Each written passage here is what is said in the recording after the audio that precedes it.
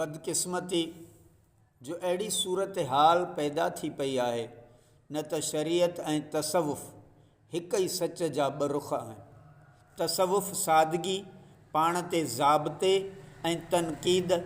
ऐं शैतानी ऐं नफ़सानी ख़्वाहिशनि ख़िलाफ़ मुसलसिल जदोजहद ऐं मज़हबी घुर्जनि ते पूरो लहण वारे अमल ते ॿधल आहे,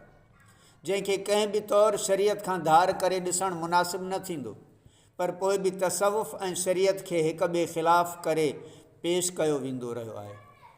तोड़े जो इहो मतभेद इन करे पैदा थियो आहे जो मुहद्दिसिन ऐं मुफ़्तिन शरीयत जा जेके असूल बयानु कया आहिनि से सूफ़िन खां कंहिं हद ताईं मुख़्तलिफ़ आहिनि। इहा इंसानी फितरत आहे त हर को माण्हू हर शइ खे पंहिंजे सघ,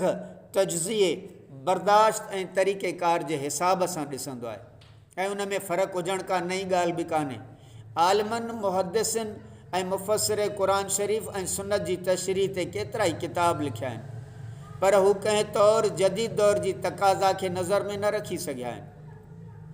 ऐं इन्हनि क़दीम तरीक़े मूजिबि नबी करीम सल्लल्लाहु अलैहि वसल्लम ऐं असहाबनि सगुरनि जे पैरवी कई आहे। जॾहिं तूं सूफ़िन बि सादगी, ख़ुदि तनक़ीदी ऐं शैतानी ऐं नफ़सानी ख़्वाहिशनि ऐं गुमराहनि ख़िलाफ़ मुसलसिल जदोजहद बाबति घणो कुझु लिखियो आहे ऐं संदन अमल जो वसीलो बि साॻियो आहे, पर हिननि पंहिंजे रूहानी तजुर्बे, प्यार, वलवले ऐं बेख़ुदीअ खे ॾिसंदे सूफ़िन इन जे इज़हार में कुझु सम्झाया आहिनि त जीअं शरीयत जो असल रूह बि मुतासिर न थिए ऐं ॻाल्हि आम माण्हुनि खे सम्झाए बि सघिजे।